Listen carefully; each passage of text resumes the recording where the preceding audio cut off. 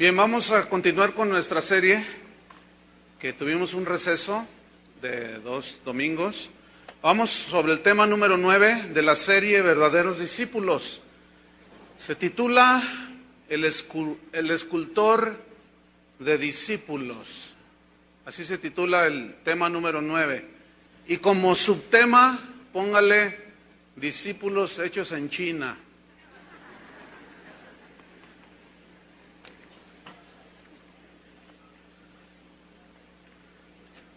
En el año de 1501, aproximadamente, el gobierno de Florencia, en Italia, encomendó hacer una obra de escultura extraordinaria a un gran hombre que la historia lo tiene registrado como uno de los más grandes escultores, pintores, arquitecto. Hizo grandes obras que en la actualidad están vigentes. Se llamó este hombre Miguel Ángel. Este hombre fue llamado por el gobierno de Florencia porque hacía algunos años habían encargado que hicieran una escultura, pero el arquitecto al que se le encomendó la obra no pudo hacerla y la abandonó.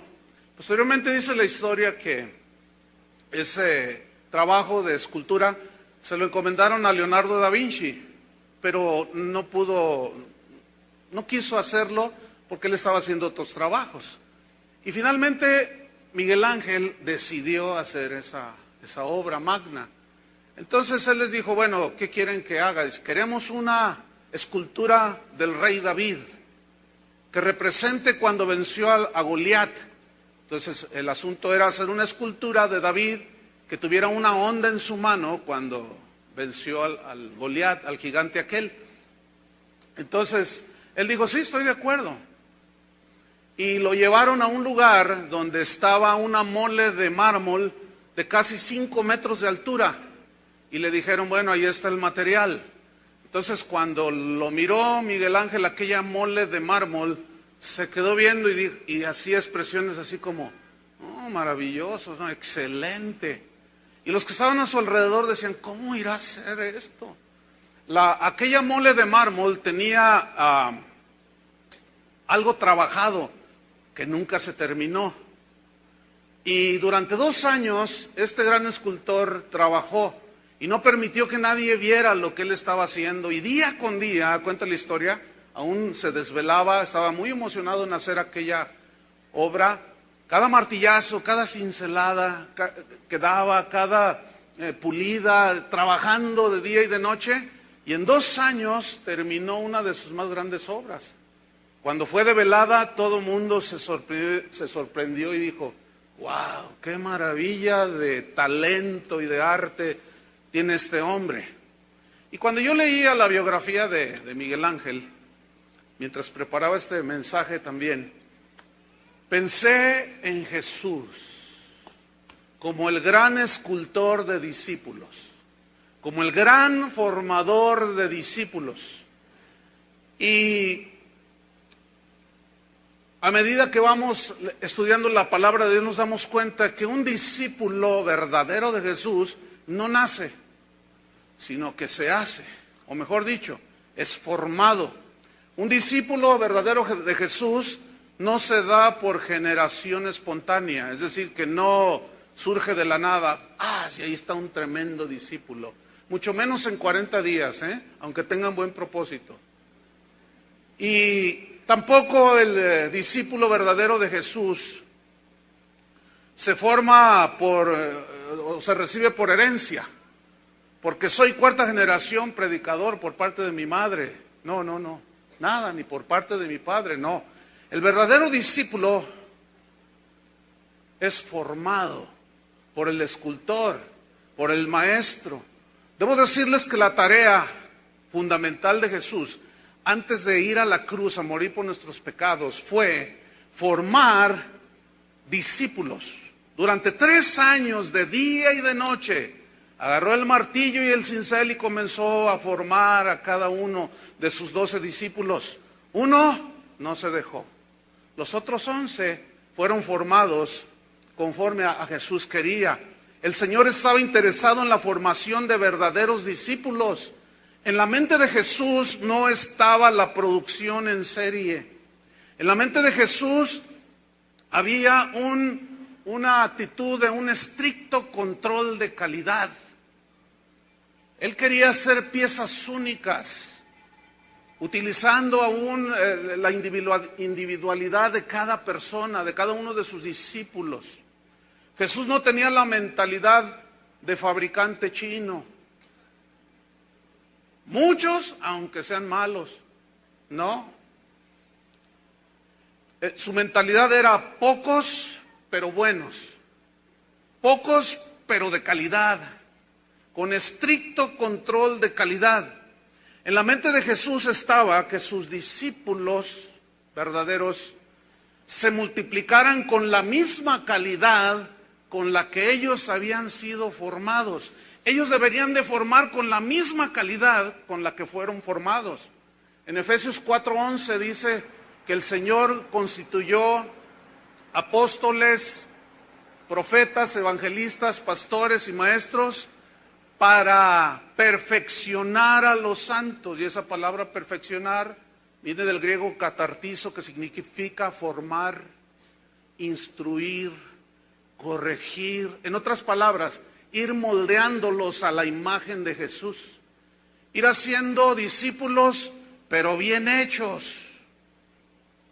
¿Por qué? Porque este trabajo que hizo Jesús de cada día, ¿sí?, formar el carácter de sus discípulos, tenía el propósito, sabiendo que Él se tenía que ir con el Padre, de que a los que Él había formado, ellos se multiplicaran. Ellos a su vez formaran a otros discípulos. Y por eso les dio la instrucción en Mateo 28. Ir y hacer simpatizantes del Evangelio. ¿Así dice? Ir y hacer. Esa palabra hacer es formar. Así como ustedes fueron formados, ustedes van a formar también discípulos, pero discípulos de calidad. Vayan a todas las naciones y les da una instrucción, enseñándoles que guarden todas las cosas que yo les he enseñado, dijo Jesús. La relación que había entre un maestro en Israel y un discípulo era un concepto muy peculiar. Tanto que en muchas ocasiones el maestro era más importante en la vida del discípulo que el propio padre del discípulo. Estoy hablando de cualquier maestro en Israel.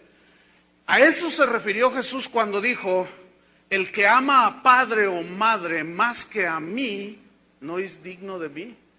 El que ama a hijos o cosas del mundo más que a mí, no es digno de mí. Porque en aquel tiempo ya tenían el concepto de que el maestro llegaba a ser de tal influencia en el discípulo que aún, repito, la importancia en el discípulo acerca de su maestro era muchas veces más que la del propio padre del discípulo.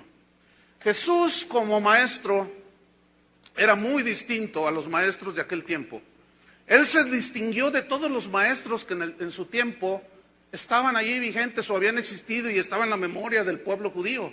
Por ejemplo, en aquel tiempo los discípulos elegían al maestro, elegían por su propia decisión al que más les gustaba, al que más les convenía, al que más les llenaba, vamos a decirlo así. Pero con Jesús era diferente. Él es el que escogía a sus discípulos y lo sigue haciendo. Él le hablaba a las multitudes, pero las multitudes no garantizan ni avivamiento, ni que todos son sinceros en seguir a Cristo. Entonces, a diferencia de aquellos maestros en los cuales el discípulo, yo quiero estudiar esto y voy a estar bajo los pies de fulano de tal. No, aquí con el maestro Jesús era distinto. No se duerma, o estoy tan aburrido. Entonces no se duerman. Entonces, fíjese, en Juan capítulo 15, versículo 16, Jesús dijo: no me elegisteis vosotros a mí, sino que yo os elegí a vosotros. O sea, totalmente contrario a lo de cualquier otro maestro.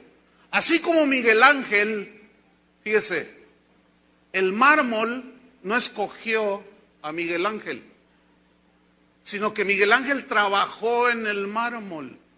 Así nosotros somos elegidos por la misericordia de Dios, por la bondad de Dios. Muchos son llamados, pocos escogidos. ¿Por qué? Porque no todos atienden al llamado de ser verdadero discípulo de Jesús. Otro ejemplo es que en aquel tiempo el discípulo era temporal. Es decir, mientras él estaba bajo la tutela y enseñanza de ciertos maestros, era temporal ser discípulo. Pero en el caso del Maestro Jesús era totalmente diferente. El discipulado de Jesús es por toda la vida. Por toda la vida. Es de 24 horas, de tiempo completo. Y déjeme decirle una cosa. Al discípulo de Jesús no se le permite volver atrás. Jesús dijo, ninguno que poniendo su mano en el arado mira hacia atrás, no es apto, no es idóneo para el reino de Dios.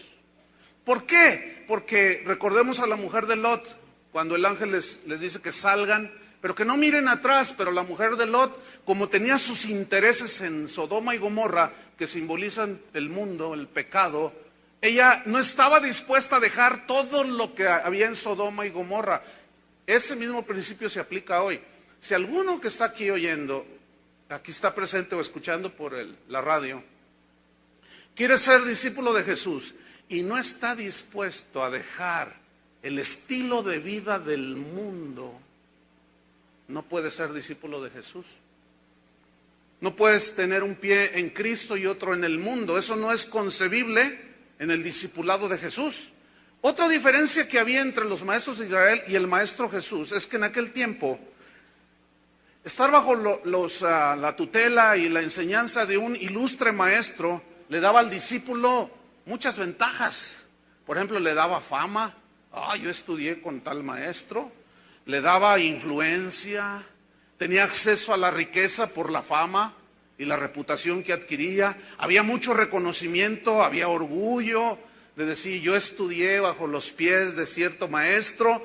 Y Pablo, en el libro de los Hechos, narra cómo él creció bajo la enseñanza e instruido a los pies de uno de los maestros más ilustres de Israel. Se llamaba Gamaliel. Dice que él fue instruido a los pies de Gamaliel. Ahora, ¿quién era Gamaliel? Este Gamaliel era un maestro en el tiempo de Jesús muy reconocido, muy famoso, y los que se sometían a su discipulado, esos discípulos adquirían mucho reconocimiento. De tal manera que a este Gamaliel le llamaban Rabán, que es un derivado de la palabra hebrea rabí. Rabí significa mi maestro, y Rabán en el hebreo significa nuestro maestro. Es decir, todo Israel lo tenía a Gamaliel como nuestro maestro, lo cual significa que tenía una reputación pues envidiable. Ahora, el que se sometía a una instrucción, a un maestro como Gamaliel, pues su currículum vitae, pues imagínate, ¿dónde estudió? En Harvard. Pues eso traía mucha reputación, mucho. Ahora, Gamaliel era nieto de Gilel, que había sido unos años atrás uno de los más ilustres maestros de las Escrituras en Israel. Contemporáneo de Gilel había otro maestro llamado Shammai, que eran sabios, conocían, a veces no se ponían de acuerdo en algunas interpretaciones de la ley, pero ambos eran reconocidos como los más grandes. Y Gamaliel era nieto de Gilel. Pues Pablo creció y se adiestró a los pies de Gamaliel. Sin embargo, Pablo dijo que todo lo que él había recibido, todo ese currículum que llenaba y apantallaba y maravillaba a los demás, lo tenía por basura. ¿Por qué? Porque resulta que cuando él conoció a Jesús, a diferencia de aquellos maestros que ofrecían fama, reconocimiento y riquezas, Jesús ofrecía todo lo contrario. En Mateo capítulo 5, vaya conmigo en el versículo 11, Allí Jesús, sin engañar a sus discípulos, les habla con la verdad.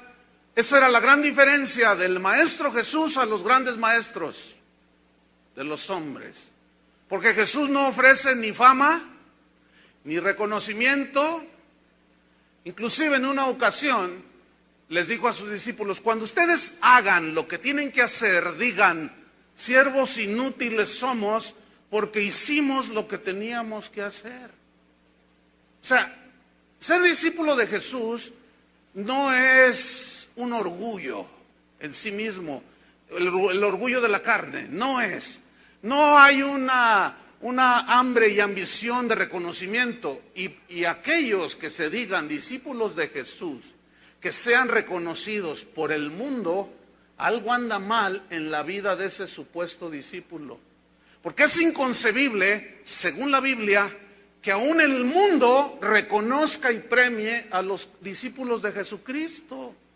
Cuando Jesús dijo claramente: si a mí me han aborrecido, a ustedes les han aborrecido. ¿Por qué el mundo aborreció a Jesús? Por su mensaje. Porque Él era la luz y los hombres amaron más las tinieblas que la luz. Entonces su vida y su mensaje agredía a los demás. Por eso lo aborrecieron a Jesús. Y dijo: y si a mí me han aborrecido, todo aquel que es mi discípulo, les aseguro, lo van a aborrecer. Mateo capítulo 5, versículo 11. Bienaventurados sois cuando por mi causa, o sea, por causa del Evangelio, por causa de Jesús, os vituperen. Este vocablo viene del griego oneidizo, que significa difamación. Entonces se lee así: bienaventurados sois, dichosos sois, felices sois. Fíjate, cuando por mi causa os difamen. Significa desacreditar. Cuando por mi causa os desacrediten y os persigan. A Jesús lo difamaron muchas veces.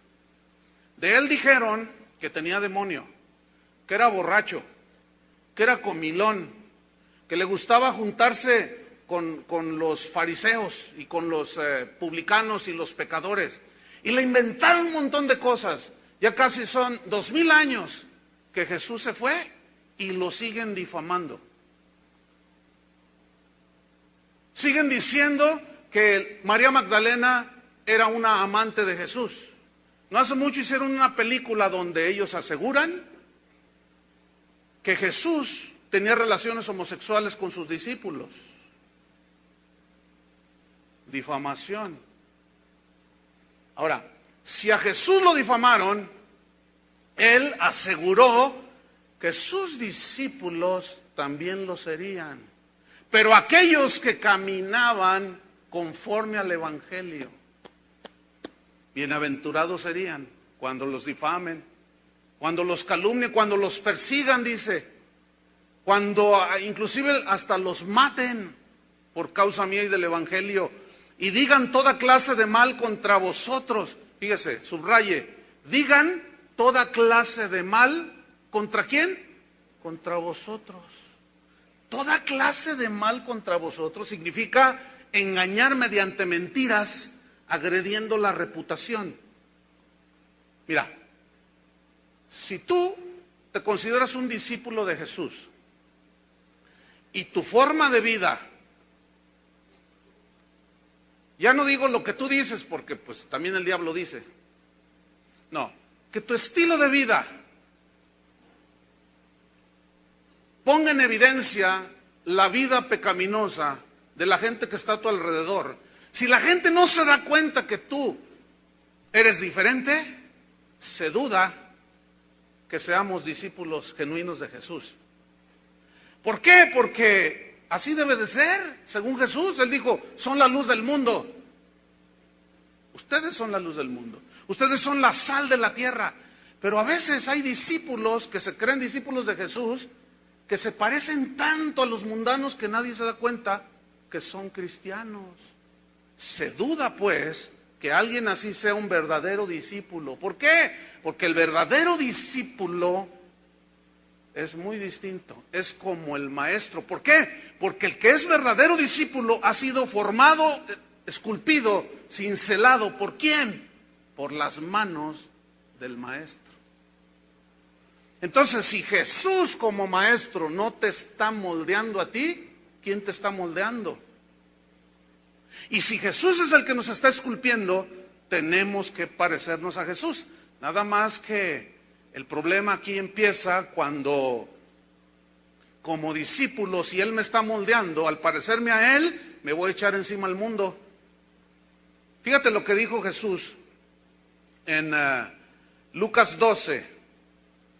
Lucas 12, versículo 49. Por querer ser discípulo. Lucas 12, 49. Dice, fuego vine a echar en la tierra, ¿y qué quiero si ya se ha encendido? De un bautismo tengo que ser bautizado, ¿y cómo me angustio hasta que se cumpla? ¿Pensáis que he venido para dar paz en la tierra? Os digo no, sino disensión. ¿Por qué disensión? Por causa del mensaje. Que aquel que abraza el mensaje de Jesús se constituye enemigo automático del mundo. Y el mundo del cristiano. Versículo 52. Porque de aquí en adelante 5 en una familia estarán divididos, 3 contra 2 y 2 contra 3. Estará dividido el padre contra el hijo y el hijo contra el padre, la madre contra la hija y la hija contra la madre, la suegra contra su suegra, la suegra contra su nuera y la nuera contra su suegra. ¡Wow! Qué impresionante. 54. Decía también a la multitud, cuando veis la nube que sale del poniente, luego decís, agua viene, y así sucede. Y cuando sopla el viento del sur decís, hará calor, y lo hace. Hipócritas. ¿Sabéis distinguir el aspecto del cielo y la tierra?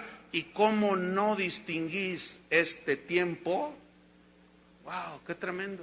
Entonces, Jesús como maestro no ofrece lo que aún muchos maestros hoy ofrecen a los supuestos discípulos de Jesús. Ofrecen éxito, prosperidad, riquezas, bienestar, pare de sufrir. Ofrecen. Pero Jesús no.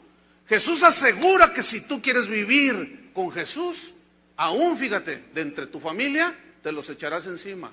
Y todavía más, aún de entre los mismos hermanos se levantarán unos contra otros. ¿Por qué? Porque si tú vives en integridad con Dios y tu vida evidencia que algún hermano, alguna persona que se dice cristiana no vive igual, se te va a echar encima. Ay, sí, muy santurrón, ¿verdad? Ay, sí, escuchen bien, hay muchos lugares donde las vidas de algunas ovejas son agredidas aún por el pastor.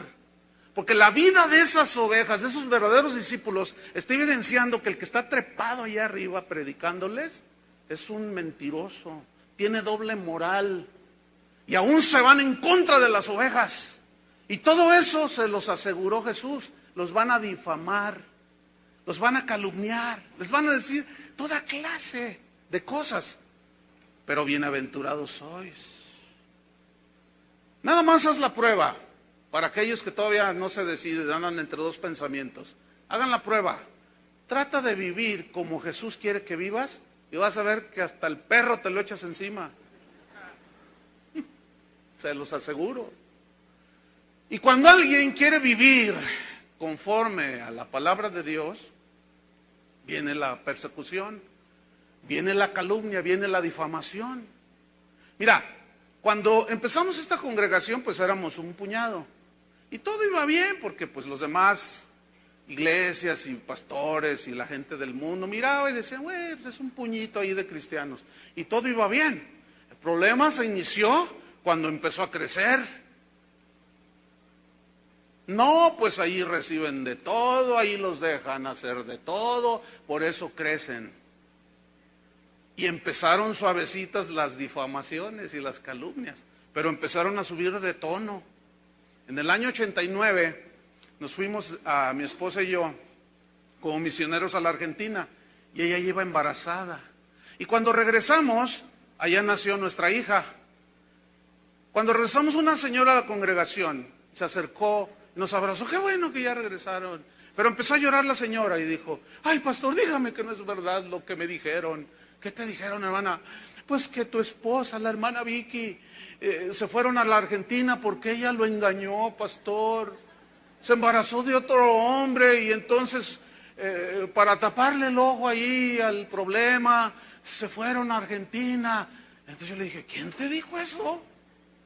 Y luego me dice, un pastor, fíjate, un pastor. Entonces agarro a mi hija y le digo, mira toda la cara del pastor. Pero para serles honesto, cuando alguien te difama duele. ¿Verdad que sí? Pues las difamaciones empezaron a subir de tono, hermano. Entonces yo en una ocasión me puse así, como de esos perros Doberman cuando se enojan, que se les para acá atrás, ¿los han visto así? Entonces así estaba yo y fui con Dios y le dije, Señor, ¿por qué permites que difamen a tu siervo? Y el Señor me dijo, cálmate, cálmate. Nunca te van a llegar a difamar como a mí me difamaron. Además yo te lo aseguré, ¿no es verdad? Señor, pero... Y yo empecé a alegar con Dios y aquí lo tengo en mis oídos cuando Él me habló y me dijo, lo que están diciendo de ti es verdad o es mentira. Yo le dije, tú sabes que es mentira, Señor. Entonces, ¿qué te preocupa? Me dijo. Preocúpate cuando sea verdad lo que dicen. Entonces sí, preocúpate, porque te las vas a ver conmigo. Dije, ay, ya se me quitó lo exasperado. Pero las difamaciones siguieron. Inclusive, fíjese, en alguna ocasión, alguien, una familia de aquí nos dijo, ay pastor, ¿qué cree? Que me dijeron unos hermanos que tengan cuidado con casa de oración, porque ahí los líderes se cambian las esposas. Y comenzaron a subir de tono las difamaciones, las calumnias. Ahora, ¿tú te puedes imaginar por qué se dice eso? ¿Por qué creen ustedes? Porque aquí hablamos con la palabra de Dios. Por eso. Bueno, miren, ¿saben cuál es la última? De que yo mandé matar un pastor. Así es que tengan cuidado, porque tengo un AK-47. Yo desaparezco pastores. Fíjate nomás. No, bueno, ustedes se ríen, yo ahora también me río. Pero, fíjate, déjame contarte algo. Bueno, mejor no. Ya, si no, ya no es el Evangelio. No, si no, ya no es el Evangelio. O sea, se vale una anécdota, una ilustración, pero ya. ¿Ok? Entonces, el Señor nos aseguró que íbamos a ser difamados, que íbamos a ser calumniados. Sin embargo, ¿qué debe de hacer un discípulo para no llenarse de amargura? Si es discípulo de Jesús. Eso a mí me interesa saber. Porque si yo camino con el Señor y se inventa hasta lo que no. Ayer alguien me dijo, ay pastor, a usted le dicen que es cuatrero. ¿Saben lo que es un cuatrero, no? Que se roba el ganado. O sea que me robo las ovejas. Que allí va mucha gente porque usted se las roba. Ay sí, voy a las iglesias de allá afuera. Y me la robo, venga su oveja, me la llevo. Y llego aquí con un tráiler lleno de ovejas y las vacío el domingo. No. Bueno, ahora me río, pero en aquel tiempo cuando Jesús me estaba enseñando muchas cosas y sigue haciéndolo, pues no era de mucha risa. Ahora yo le quiero compartir qué debe de hacer un discípulo para no llenarse de amargura. Mateo capítulo 5, versículo 44. Mateo 5, 44.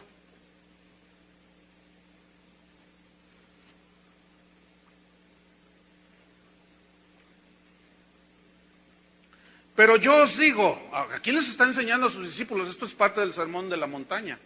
Pero yo os digo, amad a vuestros enemigos. ¿Qué? Escúchame bien, esa es una instrucción para los verdaderos discípulos. Amad a vuestros enemigos. No, pues ¿cómo? Esto, ¿saben qué significa nada más esta frase? se nos prohíbe la venganza. Se nos prohíbe vengarnos. Porque el Señor dice, mía es la venganza. Déjenme contarles algo que sucedió hace tiempo. Comenzaron a entrar llamadas al conmutador y el que estaba detrás de aquel teléfono que llamaba amenazaba de muerte a varios de los líderes aquí. Y la que recibía las llamadas era la secretaria. Entonces yo la notaba así toda nerviosa y ¿qué tienes? ¿Cómo estás? Bien. Y estaba así toda temblando. Hasta que finalmente un día dijo, es que los quieren matar, pastor. ¿Cómo que nos quieren? No, pues entonces fui atrás en mi baúl, ahí en mi carro y saqué mi AK-47. Y dije, no, pues a ver a cómo nos toca. Ay. Entonces, ¿cómo que nos están amenazando de muerte? Sí, pastor, pero ella estaba preocupada. Es que dicen que te van a matar, pastor, y que a Chuy García lo van a venadear, y que al profeta lo van a partir en pedacitos, como está muy apetitoso, se lo van a comer vivo, y lo quieren hacer esto. Yo lo estoy diciendo así medio chusco, pero la cosa no estaba chusca. Total, un día, Toño Ortiz pone un identificador de llamadas y entra la llamada de la amenaza de muerte. Y quedó registrado el número. Entonces dice Toño, dice, entonces marca el número. ¿Y saben quién era el que esgrimía amenazas de muerte? El hijo de un pastor de aquí de la ciudad. No se asuste, no se asuste. ¿Se acuerdan en el arca de Noé cómo había un montón de animalitos? Imagínense cómo olía aquella arca. ¿Sí? Y un maestro de la Biblia, que yo respeto mucho, dijo en una ocasión, si no fuera por el juicio que hay afuera del arca, no aguantaría la pestilencia de adentro. Porque la iglesia es como el arca de Noé. Miren, hay zorros, chivas, águilas, potros, también hay santos. Y uno que otro diablo rojo.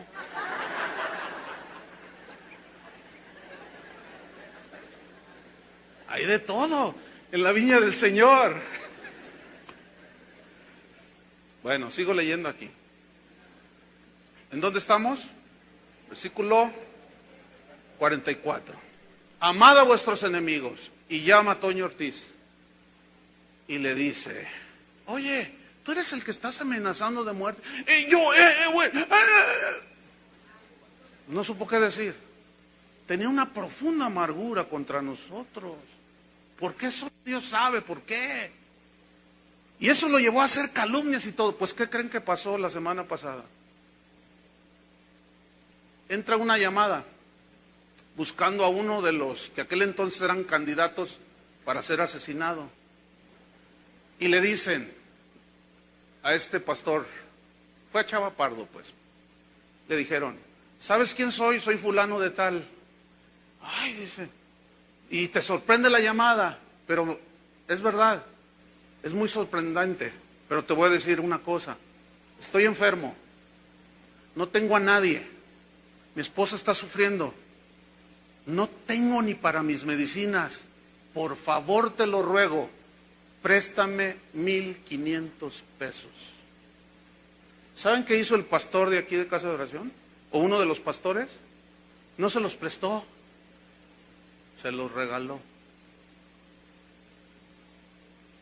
Cuando yo me enteré de eso, como pastor me sentí contento, porque vi que en el corazón de aquel pastor que es de Casa de Oración no hay amargura, porque creemos y estamos convencidos que queremos ser verdaderos discípulos de Jesús. Entonces, ¿cómo es que guardamos el corazón? Aquí está, hermanos, amad a vuestros enemigos, bendecid a los que os maldicen. Yo acabo de ver en internet a un supuesto pastor dando maldiciones a todo el mundo. Ay, de aquel que diga mal de mí. ¿Qué no dijo Jesús? Y ahí se está defendiendo y yo, Sobre ti la maldición la invoco sobre ti. ¿Qué es eso? Esos no son cristianos. Aunque tumben gente y unjan gente, ¿cómo es posible que se pongan a maldecir a la gente? Esos no son cristianos. No son discípulos de Jesús. Haced bien a los que os aborrecen y orad por los que os ultrajan y os persiguen. Haced bien a los que os aborrecen. Si tu suegra, la que tanto odias, tuviera un día una necesidad y tú dices que eres discípulo y se acercara contigo pidiendo que la ayudaras, ¿lo harías? No, no me contesten. Espérense a que les llame la suegra. Entonces, sí, no, pues aquí todos somos excelentes discípulos. Orad por los que os ultrajan y os persiguen. Hace 3 noches, hermano, era como la 1 de la mañana y ya me estaba acurrucando ahí en mi cama para dormir. Y gracias te doy, Señor, y ya estaba, agarré mi almohadita favorita y ya estaba a punto de dormir, y que el Señor pone en mi mente a un difamador, a un calumniador, a un celoso, envidioso. Entonces me lo puso aquí, miren, ¡poing! Y se me fue el sueño. Entonces yo le dije, Señor, dice, ora por él. No sé cuánto tiempo pasó, pero sí fue un buen tiempo. Se me fue el sueño y empecé a orar y a bendecir, y a bendecir, y a bendecir, y a bendecir a ese calumniador. Ahora, yo les soy sincero, esto no es parte de la naturaleza humana, ni es parte mía. ¿Cómo fue? ¿O cómo es? Porque algunos luego dicen, ¿y cómo le hizo, pastor? No, yo no le hice. Él me está cincelando. ¿Están entendiendo? ¿Cómo? ¿Cómo es que vamos a aprender a bendecir a los que nos maldicen? Cuando te maldicen, es la oportunidad para aprender si eres discípulo de Jesús. Si no, pues véngate por ti mismo y dense de balazos el uno al otro. Pero verdadero discípulo de Jesús no eres. Porque el verdadero discípulo, para guardar su corazón, tiene que hacer esto. Fíjate lo que dice el 45. Para que seáis hijos de vuestro Padre que está en los cielos, que hace salir su sol sobre malos y buenos, que hace llover sobre justos e injustos. Porque si amáis a los que os aman, ¿qué recompensa tendréis? ¿No hacen también lo mismo los publicanos? ¿No hacen también lo mismo los narcos? ¿Los peores de la sociedad? Los homosexuales también saludan a sus amigos. Las prostitutas también. Fíjate lo que dice el 47. Y si saludáis a vuestros hermanos solamente, ¿qué hacéis de más? ¿No hacen así también los gentiles? O sea, los paganos. Entonces, ¿cuál es la diferencia? Y el Señor quiere que marquemos diferencia. No por nosotros mismos, sino que nos dejemos esculpir por el Maestro y nos forme como verdaderos discípulos. Fíjate, Pedro, que tuvo experiencias tremendas. Negó a Jesús, era impetuoso. Yo lo único que veo allí es el martillo y el cincel en las manos del escultor. ¿Lo alcanzan a ver? Cincelando, y formándolo.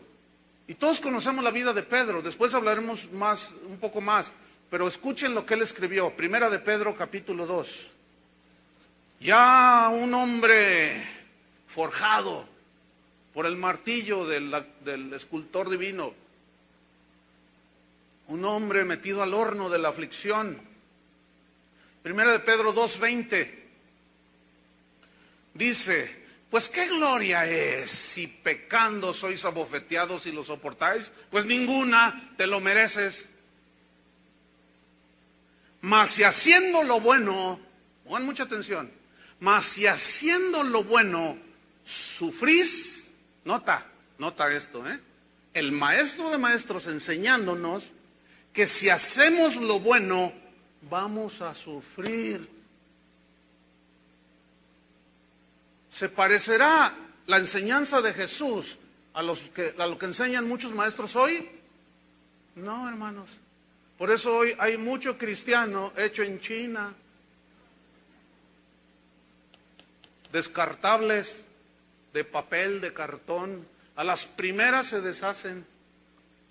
Así cuando te pones unos zapatos chinos, te vas al centro caminando y llegas descalzo a tu casa.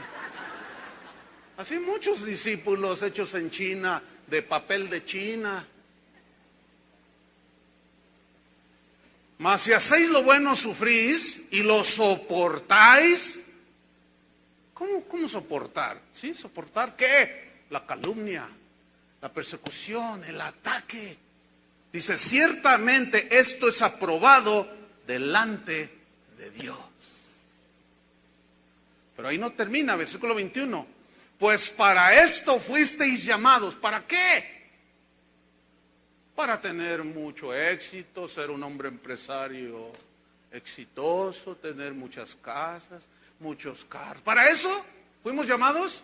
Aunque eso enseñan muchos maestros falsos. Y ahorita muchas iglesias están recibiendo ese tipo de enseñanza, en este preciso momento. Pero la enseñanza del maestro de maestros es muy distinta. Pues para esto fuisteis llamados, porque también Cristo, ¿qué? Padeció por nosotros, dejándonos ejemplo. Ahí está el maestro enseñando con el ejemplo, para que sigamos, ¿qué? Sus pisadas. El cual no hizo pecado ni se halló engaño en su boca, quien cuando le maldecía no respondía con maldición, cuando padecía no amenazaba, no decía, no sabes con quién te pones, no sabes quién soy yo. La típica, ¿verdad? No, sino encomendaba la causa al que juzga justamente. ¿Qué tenemos que hacer? ¿Qué nos está enseñando aquí alguien que fue esculpido como un discípulo de calidad? ¿Qué nos está enseñando? ¿A vengarnos? No. Nos está enseñando a perdonar, nos está enseñando a que si queremos vivir con Cristo como Él quiso que viviéramos, nos vamos a tener enemigos, hermano. Y aún de nuestra propia casa, y aún de la propia iglesia. Encomendar la causa. Señor, tú conoces la verdad. Y ya. Y dejar que la venganza sea del Señor. Fíjate en el capítulo 4 de Primera de Pedro. Él sigue diciendo, versículo 14. Primera de Pedro 4:14 dice: si sois vituperados, otra vez, blasfemados o agredidos, calumniados, por el nombre de Cristo, subrayo, por el nombre de Cristo, ¿qué significa? Por vivir como Cristo dijo que viviéramos. Sois bienaventurados, porque el glorioso Espíritu de Dios reposa sobre vosotros. Ciertamente de parte de ellos, Él es blasfemado, pero por vosotros es glorificado, es honrado, es respetado. Cada vez que tú o yo, como discípulos, reaccionamos como verdaderos discípulos, estamos honrando al Maestro, ¿entienden? Y el Maestro se siente honrado de decir, este sí es mi discípulo. Y Jesús lo dijo, vosotros sois mis discípulos, si hacéis lo que yo os digo. Si ustedes obedecen lo que yo les digo, seréis verdaderamente mis discípulos. Ahora ahí no termina, sigue el versículo 15. Así que ninguno de vosotros padezca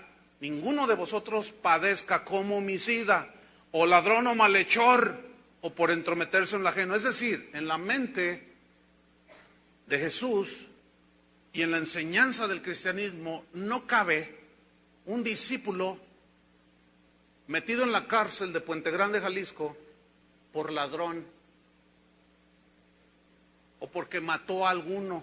Si yo mandé matar a un pastor, ¿por qué no estoy en Puente Grande, Jalisco? Porque son calumnias, porque son mentiras. Así de simple. Fíjate el 16. Pero, dice Pedro, si alguno padece como cristiano, digan todos cristiano. Bueno, cristiano hoy, ese vocablo no tiene mucho sentido en cuanto a si lo comparamos con la connotación que tenían en los tiempos de Jesús. Pero en los tiempos de la iglesia primitiva, en Antioquía les llamaron por primera vez a los discípulos cristianos, pero era un vocablo de burla. Era una palabra que hablaba de ofensa, que hablaba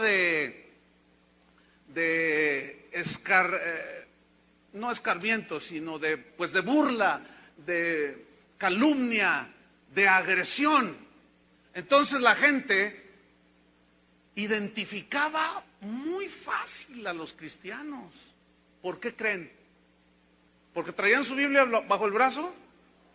¿O porque iban a los conciertos? ¿Por qué creen que los identificaban?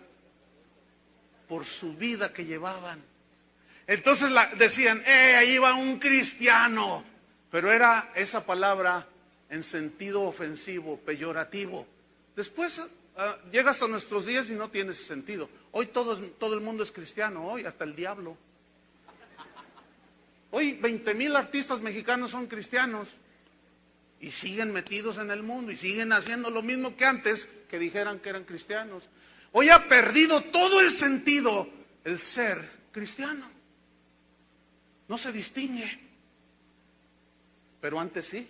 Por eso Pedro dijo, si alguno padece como cristiano, noten, no se avergüence. No se avergüence. No tenga temor, sino glorifique a Dios por ello. Qué increíble, ¿no? ¿Cuál era entonces el objetivo de Jesús?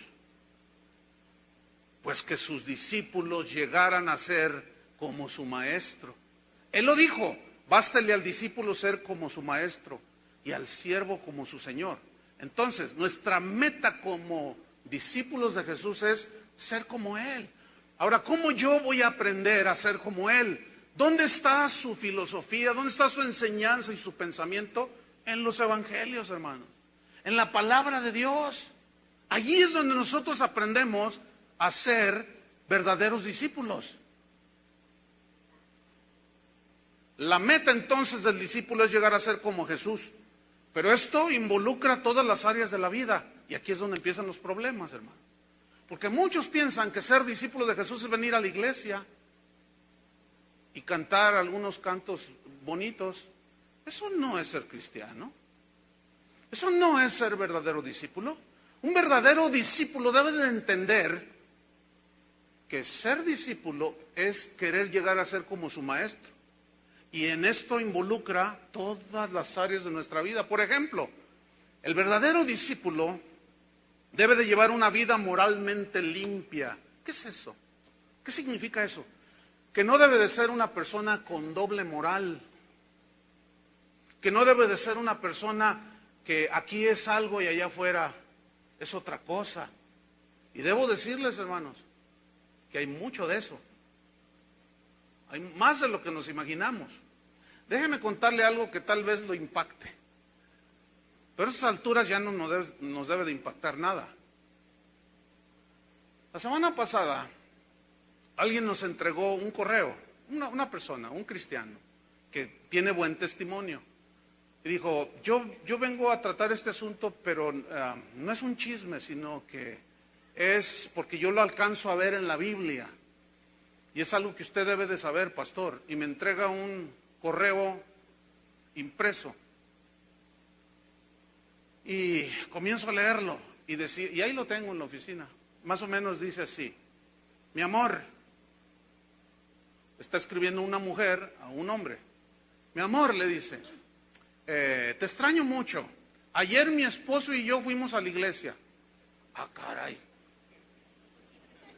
Le dice a un hombre, mi amor, y luego dice, mi esposo y yo fuimos a la iglesia. Y salimos, luego nos fuimos de vacaciones. Ay, te extrañé tanto, mi amor. Yo dije, ¿qué es este mugrero? ¿Qué es esto? Entonces me dicen, bueno, pastor, usted debe de saber. Mire, a ese al que se le escribe el correo, viene a casa de oración. No es usted, ¿verdad? ¿Cómo? Dice, sí. Viene a casa de oración y tiene de amante a esta mujer que junto con su esposo van a otra iglesia cristiana. Dice, y yo ya lo confronté directamente y no quiere aceptar, por eso vengo con usted, pastor. ¿Notan que ese cristiano está haciendo las cosas como dice la Biblia? ¿Está notando? Fue con él directamente, no quiso, ahora testigos. Pero luego me dice, bueno, el asunto está así. Este cristiano de casa de oración, con razón dicen que esta es casa de orachou. Así dicen, casa de orachou. Ese Chuy variedades. Entonces fíjese, ese discípulo de Jesús tiene una amante que va a otra iglesia, una mujer casada. ¿Qué cochinadas son esas? ¿Qué es eso? Bueno, pero aparte, el tipo tiene novia. Así, ay, están sudando hasta... No se asusten, lea 1 Corintios capítulo 5. ¿Ya lo ubicaron? 1 Corintios capítulo 5. ¿No? Lea más la Biblia, sería bueno. Para que supiera de qué. Ahí está un caso horrible dentro de la iglesia. Lo cual me comprueba y sigue demostrando lo que Jesús dijo. No todo el que me dice Señor, Señor. No todos son trigo. También hay cizaña. Nada más que aquí el asunto es que cada quien sabe quién es. Yo sé quién soy. ¿Tú sabes quién eres? Y están muy serios. Están muy nerviosos, diría yo. Mire, desde aquí estoy percibiendo lo que algunos están pensando. ¿Y qué se cree? Nada. Yo soy como usted. Las mismas exigencias de Jesús que yo le estoy a usted mencionando son para mí. O sea, yo no estoy exento de esto. Son para mí. Entonces yo soy igual que usted. La única diferencia entre usted y yo es que a mí me tocó ser pastor, pero yo no lo escogí tampoco. Yo ya les he contado. Yo hubiera querido ser otra cosa. Un concertista cristiano. Esos se la pasan bien chido, bien suave. Todo el mundo les aplaude y ay, mira qué bonito se ha de sentir. Entonces resulta que yo no escogí ser lo que soy. Esa es la única gran diferencia. Pero de ahí en más, hermano, y porque estoy un poquito más alto aquí en este estrado, pero somos iguales. Las mismas exigencias para usted son para mí. Entonces, ser verdadero discípulo involucra todo, hermano. Mire, ya ni me diga acerca de la vida familiar. Ay, la vida familiar. Ay, ¿a poco también eso tiene que ver con ser cristiano? Ah, ¿a poco no? Ay, yo no sabía que era para tanto el asunto, pastor. Ah, no sabía. Pues hoy en esta mañana, 6 de abril del año de Jesucristo, 2008, usted lo va a saber, fíjese. ¿Está listo para saber? Pues también involucra la vida familiar. Ay, ya va a empezar el pastor. Por eso no nos quieren. Por eso la gente nos ataca. Ah, pero si viviéramos y hiciéramos todo lo que todo el mundo hace, seríamos muy populares. ¿A quién le interesa ser popular? A mí ni un comino me interesa. A mí no me interesa quedar bien con nadie. Me interesa quedar bien con el Señor. La vida familiar. Miren, hermanos, es tan común, tan común. Yo te hablaba con una muchacha, una jovencita. Pastor, ¿qué pasó, mija? Estaba llorando la niña. ¿Qué tienes? Es que mi papá, pastor, ya no lo aguantamos en la casa. ¿Y tu papá? ¿Y qué hace tu papá? Le pega a mi mamá, nos grita, siempre está enojado, ya no lo aguantamos. Y luego dice, le pregunto, ¿y es cristiano tu papá? Y luego me dice, sí, usted hasta lo saluda.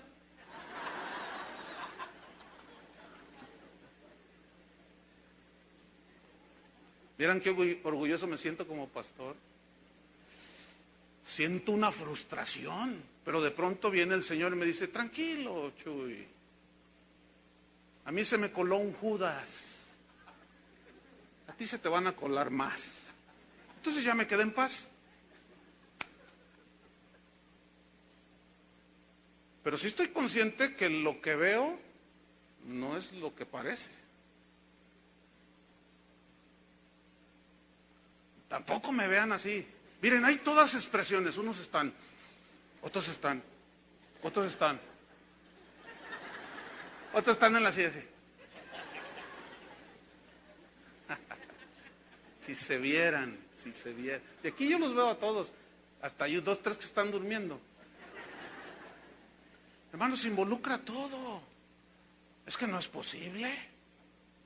No es posible que haya gente aquí que se dicen hombres de Dios, que vengan a la iglesia. ¿Qué es lo que están pensando que es el cristianismo? No, yo no explico, no entiendo qué es lo que piensan que es ser cristiano o discípulo. Pero esta niña me decía que golpeaba a su esposa. Maltratan a sus hijos. Ah, pero traes tu Biblia y cantas. Bueno, hoy, 6 de abril del año de nuestro Señor Jesucristo, ya sabes que también ser discípulo involucra tu vida familiar. Tu vida laboral. Bueno, mira, a ver, ¿cuántos de ustedes mañana van con el patrón y le dicen, oiga, patrón, dígame la verdad, ¿qué concepto tiene de mí? ¿Cuántos lo harían? Mire, casi nadie. 1, a ver, ¿quién más? 2, 3, 4. Y los demás no, miren. Tienen miedo. ¿Por qué? Porque saben que no están a la altura, que son discípulos hechos en China. Son de papel, son de cartón, son de cáscara de huevo. Hace falta mucho, ¿no? ¿Cuántos reconocen? Ahora, si tú eres un recién convertido y ay, Dios mío. Bueno, en el recién convertido de unos meses, un año y medio, tú dices, bueno, este está aprendiendo. Pero si tú ya eres de los que dicen que tienes 20 años en el Evangelio, y hasta ¿cuántos años tienes en el Evangelio? 20 años sirviendo al Señor. Hasta ponen la voz de esa espiritual, ¿verdad? Y tú dices, yo tengo 20 años sirviendo al Señor, y todavía le echas mentiras al patrón, le metes notas que no son, las cobras. Tú no eres discípulo, te lo digo en buena onda. Tú no eres discípulo.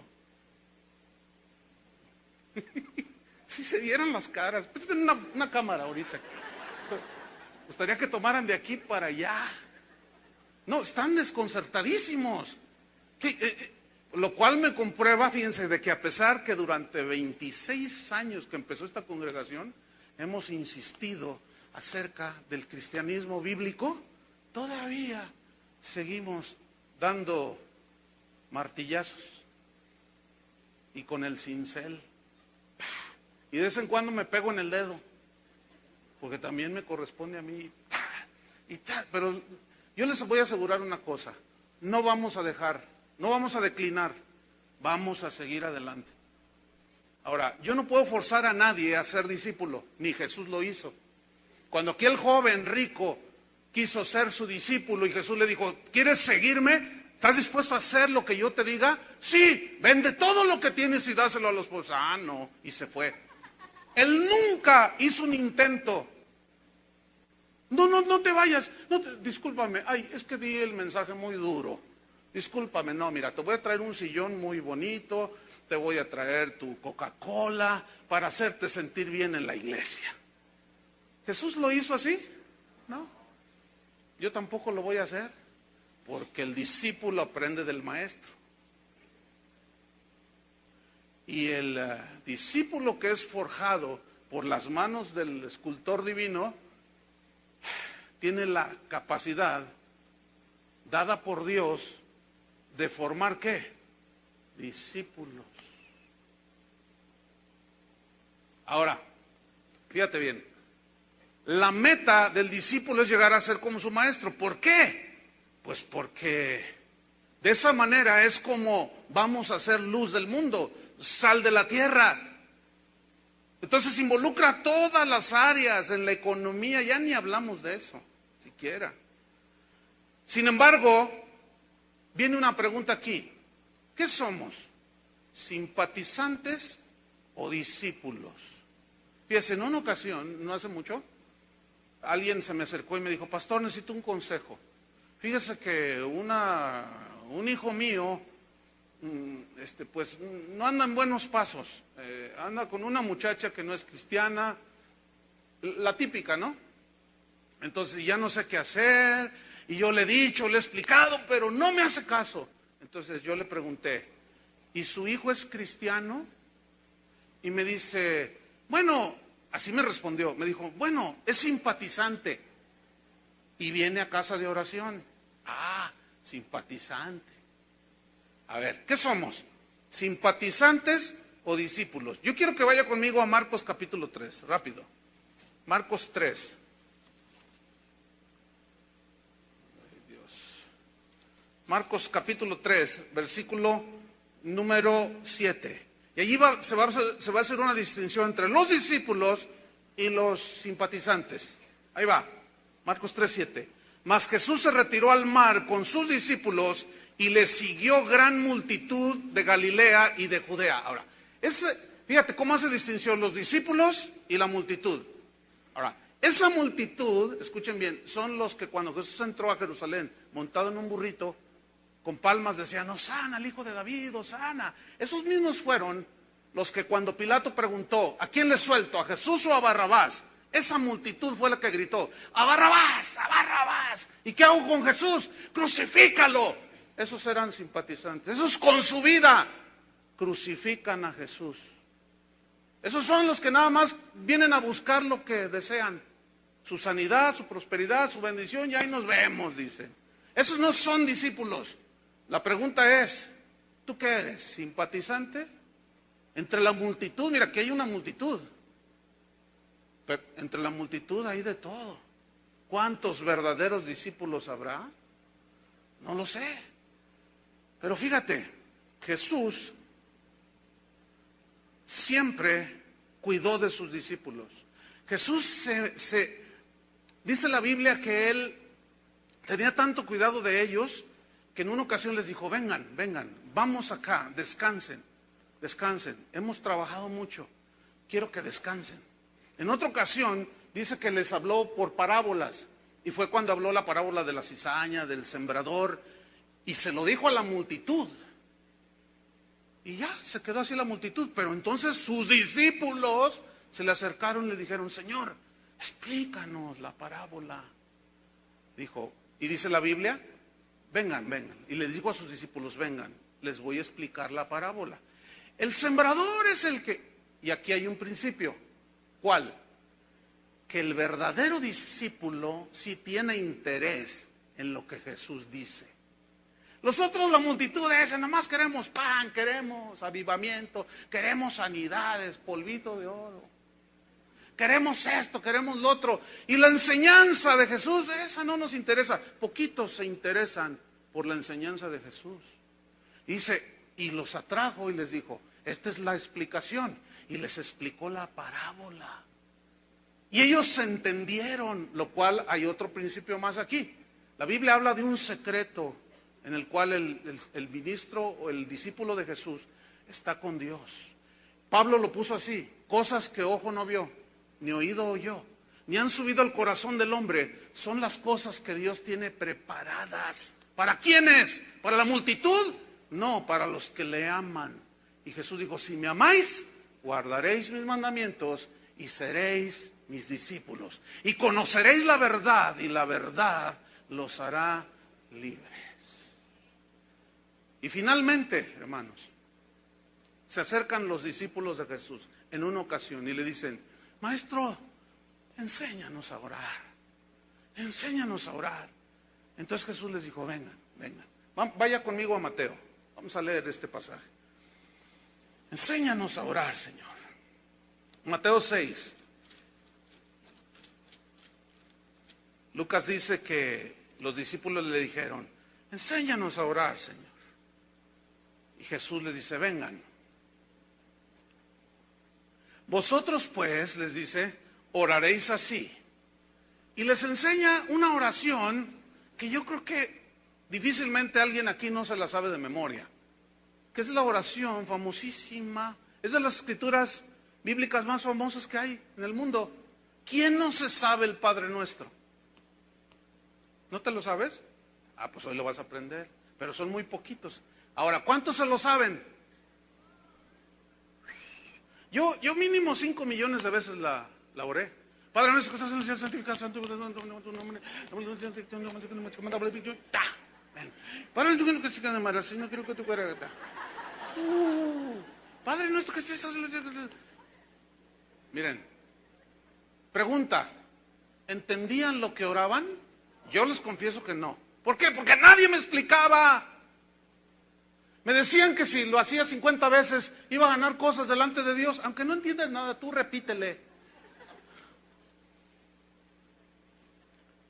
Nada más alejado de la... Qué triste, ¿no? Qué triste. Pero en 5 minutos vamos a explicar esta oración. Vamos. Vosotros pues oraréis así: Padre nuestro que estás en los cielos. O sea, ¿reconoces que Dios es el Altísimo? Sí. Reconoce, discípulo, que no eres igual a Él, que no estás al mismo nivel que Él. Él está sobre todo. ¿Pero qué enseñan los falsos maestros hoy? Dile a Dios, aquí dice tu palabra. Y ponle, casi te dicen, restrégale en los ojos a Dios su palabra y dile, aquí dices tú, Dios está obligado, te dicen, a cumplirte lo que dice. Y haz tu lista. Mira, cuando tú le dices al Señor, aquí dice, hazme lo que... Te estás poniendo al mismo nivel de Él. Hermanos, no estamos por el amor de Dios. Y peor, esos maestros que hasta le cuentan y le truenan los dedos al Señor a las 3, 1, 2, ahora. ¡Ah! Esos no me simpatizan a mí, porque están ofendiendo al Altísimo, hermanos. Y lo primero que les enseñó Jesús fue, reconoce que no estás al nivel de Dios. Uno de esos falsos maestros, muy famoso, hermanos, que llena los auditorios, dijo, si tú le citas a Dios en su cara la palabra, es como si, Él se ve obligado a responderte, es como si lo acorralas contra la pared. Esos son blasfemos, hermano. Blasfemos. Y a mí no me simpatizan. Yo tampoco. Yo tampoco les simpatizo. Pues no. Somos contrarios, somos diferentes. Padre nuestro que estás en los cielos, santificado sea tu nombre, venerado sea tu nombre. Eso significa, venga tu reino. Hágase mi voluntad como se hace allá en el cielo. Así también quiero hacer. Bueno, parece que eso es lo que enseñan los maestros de hoy. Tú hazle tu listita y dile qué quieres a Dios y Él te lo hace, te lo da. A eso vino a morir en la cruz. Esa es una mentira. Él no vino a morir en la cruz para que nosotros hagamos nuestra listita y hagamos lo que nos dé nuestra gana. No. Lo que el Señor les está enseñando es a orar, que se haga tu voluntad como se hace en el cielo, se haga también aquí en la tierra. Pregunta, ¿quiénes van a hacer la voluntad de Dios aquí en la tierra? ¿Quiénes? Los verdaderos discípulos. Lo demás son maestros falsos. Vendedores son del Evangelio. Eso es lo que son.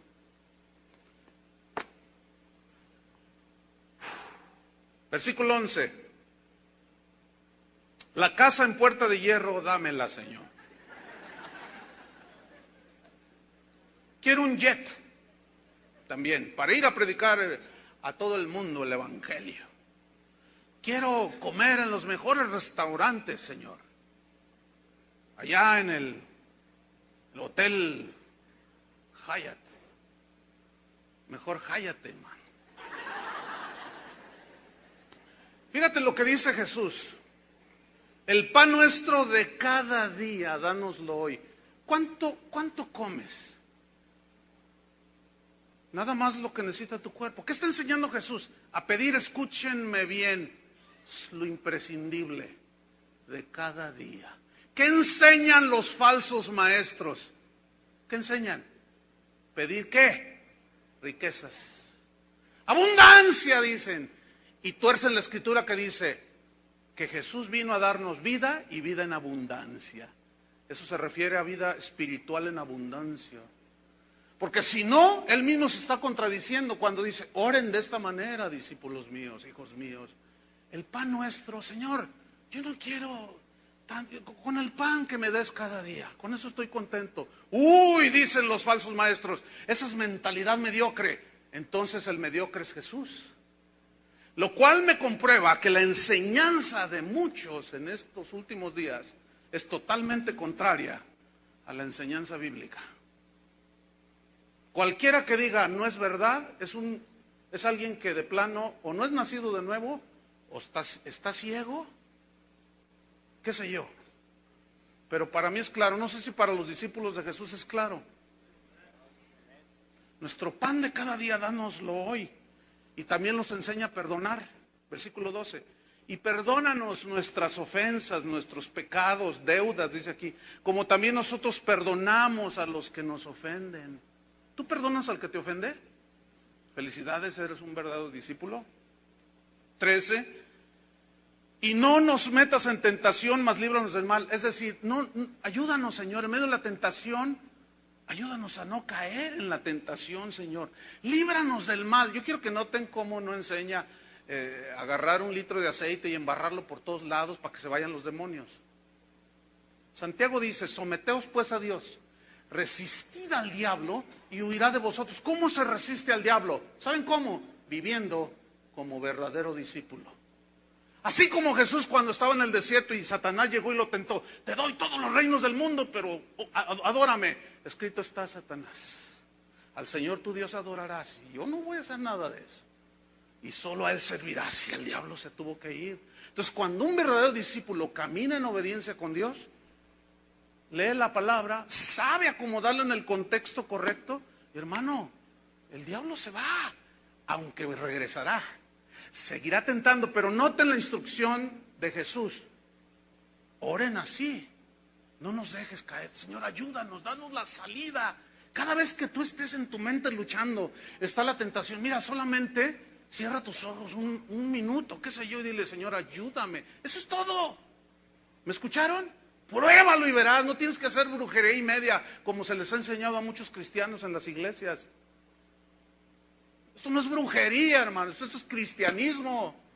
Es vida de fe, de confianza en Dios. Entonces dice, líbranos del mal. Termina, porque tuyo es el reino, el poder y la gloria por los siglos. Amén. Esto, hermanos, son las instrucciones del maestro formando a sus discípulos. Probablemente usted diga, ay, pastor, se me hace que yo, ay, a lo mejor no soy discípulo. Mire, déjeme terminar con esto. Cuando Miguel Ángel puso sus ojos en aquella mole de mármol, él estaba confiando en lo que él sabía hacer con el cincel y el martillo. Conocía su habilidad. A ver si me explico. Él no dijo, es imposible, no puedo hacer nada. No, dijo, lo voy a hacer. Y ahí está la prueba. Hay otras obras de Miguel Ángel impresionantes, hermano. Bueno, Miguel Ángel sabía su capacidad. Jesús, que hizo el cielo y la tierra, sabe que Él puede formarte. ¿Entendieron la ilustración? Él confía no en nosotros, Él confía en sí mismo. ¿Entienden? Él sabe de lo que es capaz, solamente que deja que el Señor sea el que te moldee, el que te haga una escultura y saque todo un poema y toda una obra de arte. El barro en las manos del alfarero no se resiste. El mármol en las manos de Miguel Ángel no se resistió. El discípulo en las manos de Jesús no se resiste, obedece. Amén. Pónganse de pie. Padre, en el nombre de Jesús, te damos gracias. Gracias porque nos estás forjando, nos estás formando, nos estás confrontando, nos estás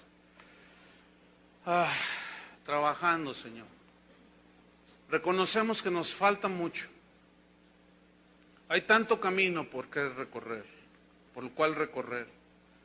Así como tú tuviste la paciencia durante 3 años, día y noche, tratando con el carácter de Pedro, con aquellos a los cuales les pusiste un sobrenombre, los hijos del trueno, por su carácter agresivo. Hermanos, si tú eres nacido de nuevo, dice la Biblia que el que empezó la obra en ti, la terminará. Así dice, hasta el día de Jesucristo. ¿Qué significa eso? Hermanos, estamos en las manos del escultor divino. No hay pierde. Él nos formará. Dolerá, pero vale la pena. Como una señora me escribió un correo y me dijo: pastor, he estado llorando durante varios días por una serie que estoy escuchando, me dice. Me ha dolido mucho, dice, pero reconozco que lo necesitaba. Yo dije, esta señora tiene un corazón humilde. Dice, gracias pastor por hablarnos así. Bueno, no es mi mensaje, yo le he dicho muchas veces, es el mensaje de Jesús. No me haga caso a mí, es el mensaje de Jesús. Levante sus manos al Señor, dígale: Señor, ayúdame, Señor. Solo estando en tus manos, Señor, yo puedo ser formado. Yo no quiero ser formado por filosofías y cosas que prevalecen en el mundo. Señor, enséñame a ser tu discípulo. Sé que tengo un carácter así, sé que soy asá, sé que soy más allá, pero Señor, así como trabajaste con los discípulos, fórmame a mí, díselo, fórmame a mí, Señor. Porque en esa formación que yo reciba, yo quiero también ser forjador de verdaderos discípulos. Entonces, hermanos, tendremos más eficacia en la comisión que nos dio de ir y predicar el evangelio a toda criatura y hacer discípulos a todas las naciones, enseñándoles que guarden todas las cosas que el Señor nos enseñó. En el nombre de Jesús te agradecemos, Padre. Amén. Que Dios les bendiga, hermanos. Cada cincelada que daba, cada pulida, trabajando de día y de noche, y en 2 años terminó una de sus más grandes obras. Cuando fue develada, todo el mundo se sorprendió y dijo: wow, qué maravilla de talento y de arte tiene este hombre. Y cuando yo leía la biografía de Miguel Ángel, mientras preparaba este mensaje también, pensé en Jesús como el gran escultor de discípulos, como el gran formador de discípulos. Y a medida que vamos estudiando la palabra de Dios, nos damos cuenta que un discípulo verdadero de Jesús no nace, sino que se hace, o mejor dicho, es formado. Un discípulo verdadero de Jesús no se da por generación espontánea, es decir, que no surge de la nada. Sí, ahí está un tremendo discípulo. Mucho menos en 40 días, aunque tengan buen propósito. Y tampoco el discípulo verdadero de Jesús se forma o se recibe por herencia. Porque soy 4ª generación predicador por parte de mi madre. No, nada, ni por parte de mi padre, no. El verdadero discípulo es formado por el escultor, por el maestro. Debo decirles que la tarea fundamental de Jesús, antes de ir a la cruz a morir por nuestros pecados, fue formar discípulos. Durante 3 años, de día y de noche, agarró el martillo y el cincel y comenzó a formar a cada uno de sus 12 discípulos. Uno no se dejó. Los otros 11 fueron formados conforme a Jesús quería. El Señor estaba interesado en la formación de verdaderos discípulos. En la mente de Jesús no estaba la producción en serie.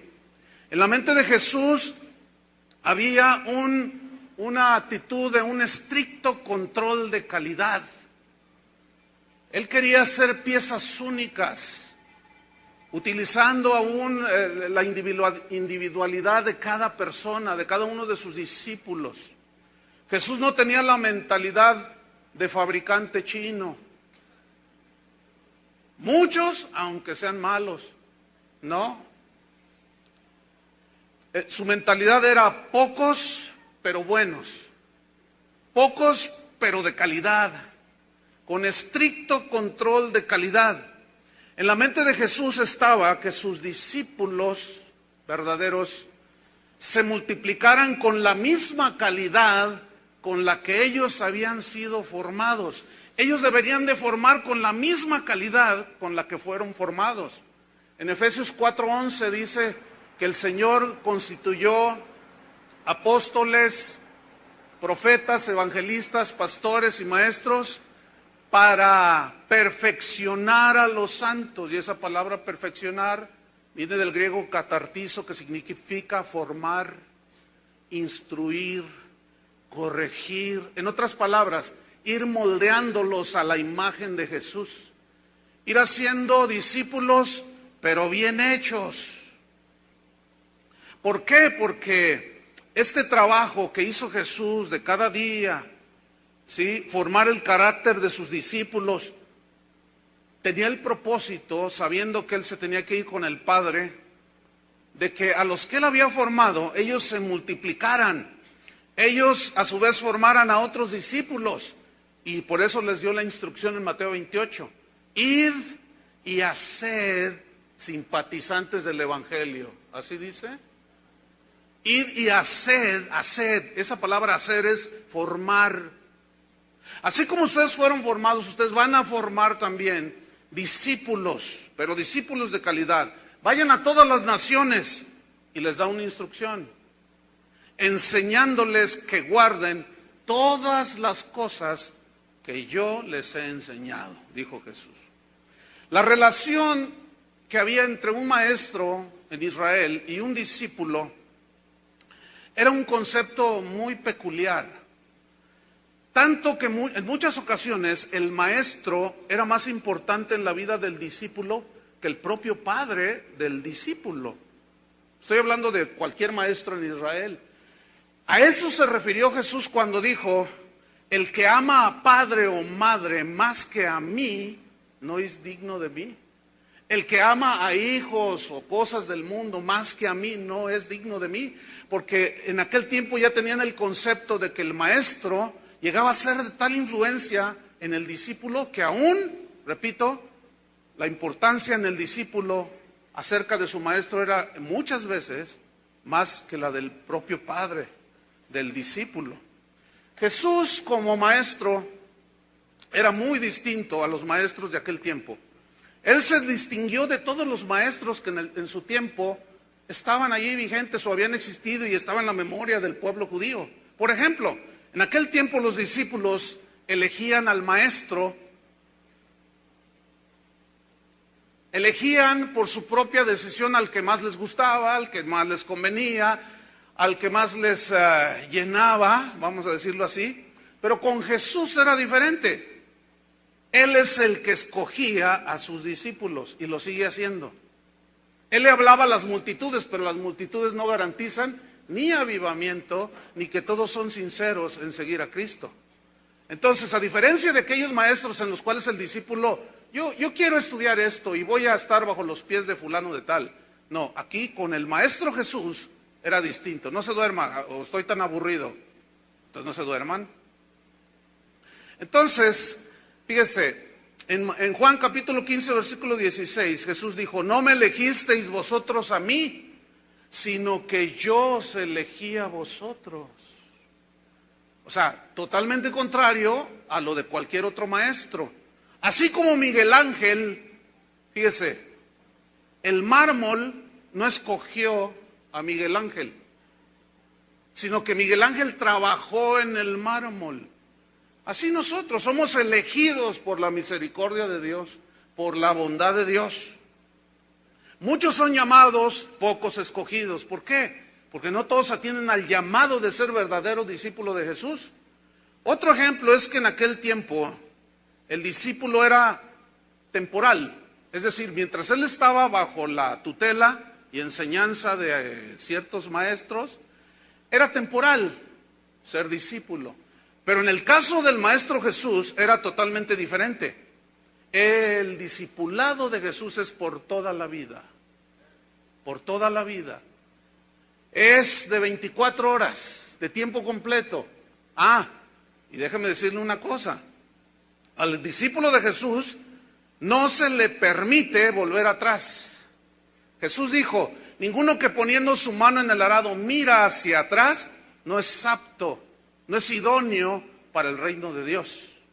¿Por qué? Porque recordemos a la mujer de Lot, cuando el ángel les dice que salgan, pero que no miren atrás. Pero la mujer de Lot, como tenía sus intereses en Sodoma y Gomorra, que simbolizan el mundo, el pecado, ella no estaba dispuesta a dejar todo lo que había en Sodoma y Gomorra. Ese mismo principio se aplica hoy. Si alguno que está aquí oyendo, aquí está presente o escuchando por la radio, quiere ser discípulo de Jesús y no está dispuesto a dejar el estilo de vida del mundo, no puede ser discípulo de Jesús. No puedes tener un pie en Cristo y otro en el mundo. Eso no es concebible en el discipulado. Bien, vamos a continuar con nuestra serie, que tuvimos un receso de 2 domingos. Vamos sobre el tema número 9 de la serie Verdaderos Discípulos. Se titula El escultor de discípulos. Así se titula el tema número 9. Y como subtema, póngale discípulos hechos en China.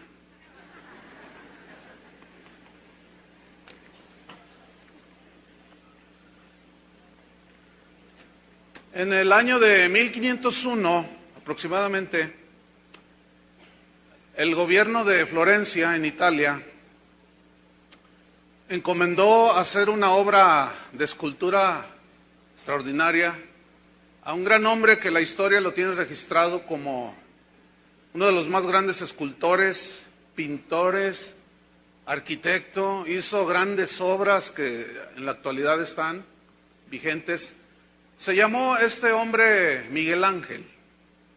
Este hombre fue llamado por el gobierno de Florencia porque hacía algunos años habían encargado que hicieran una escultura, pero el arquitecto al que se le encomendó la obra no pudo hacerla y la abandonó. Posteriormente dice la historia que ese trabajo de escultura se lo encomendaron a Leonardo da Vinci, pero no quiso hacerlo porque él estaba haciendo otros trabajos. Y finalmente Miguel Ángel decidió hacer esa obra magna. Entonces él les dijo, bueno, ¿qué quieren que haga? Dice, queremos una escultura del rey David, que represente cuando venció a Goliat. Entonces el asunto era hacer una escultura de David que tuviera una onda en su mano cuando venció al Goliat, al gigante aquel. Entonces él dijo, sí, estoy de acuerdo. Y lo llevaron a un lugar donde estaba una mole de mármol de casi 5 metros de altura. Y le dijeron, bueno, ahí está el material. Entonces cuando lo miró Miguel Ángel, aquella mole de mármol, se quedó viendo y hacía expresiones así como, oh, maravilloso, ¿no? Excelente. Y los que estaban a su alrededor decían, ¿cómo irá a ser esto? Aquella mole de mármol tenía algo trabajado que nunca se terminó. Y durante 2 años este gran escultor trabajó y no permitió que nadie viera lo que él estaba haciendo. Y día con día, cuenta la historia, aún se desvelaba, estaba muy emocionado en hacer aquella obra, cada martillado de Jesús. Otra diferencia que había entre los maestros de Israel y el maestro Jesús es que en aquel tiempo, estar bajo la tutela y la enseñanza de un ilustre maestro le daba al discípulo muchas ventajas. Por ejemplo, le daba fama. Yo estudié con tal maestro. Le daba influencia, tenía acceso a la riqueza por la fama y la reputación que adquiría. Había mucho reconocimiento, había orgullo de decir, yo estudié bajo los pies de cierto maestro. Y Pablo, en el libro de los Hechos narra cómo él creció bajo la enseñanza e instruido a los pies de uno de los maestros más ilustres de Israel. Se llamaba Gamaliel. Dice que él fue instruido a los pies de Gamaliel. Ahora, ¿quién era Gamaliel? Este Gamaliel era un maestro en el tiempo de Jesús muy reconocido, muy famoso, y los que se sometían a su discipulado, esos discípulos adquirían mucho reconocimiento. De tal manera que a este Gamaliel le llamaban Rabán, que es un derivado de la palabra hebrea rabí. Rabí significa mi maestro, y Rabán en el hebreo significa nuestro maestro. Es decir, todo Israel lo tenía a Gamaliel como nuestro maestro, lo cual significa que tenía una reputación pues envidiable. Ahora, el que se sometía a un instrucción, a un maestro como Gamaliel, pues su currículum vitae, pues imagínate, ¿dónde estudió? En Harvard. Ay, pues eso traía mucha reputación, mucho. Ahora, Gamaliel era nieto de Gilel, que había sido unos años atrás uno de los más ilustres maestros de las escrituras en Israel. Contemporáneo de Gilel había otro maestro llamado Shammai, que eran sabios, conocían, a veces no se ponían de acuerdo en algunas interpretaciones de la ley, pero ambos eran reconocidos como los más grandes. Y Gamaliel era nieto de Gilel. Pues Pablo creció y se adiestró a los pies de Gamaliel. Sin embargo, Pablo dijo que todo lo que él había recibido, todo ese currículum que llenaba y apantallaba y maravillaba a los demás, lo tenía por basura. ¿Por qué? Porque resulta que cuando él conoció a Jesús,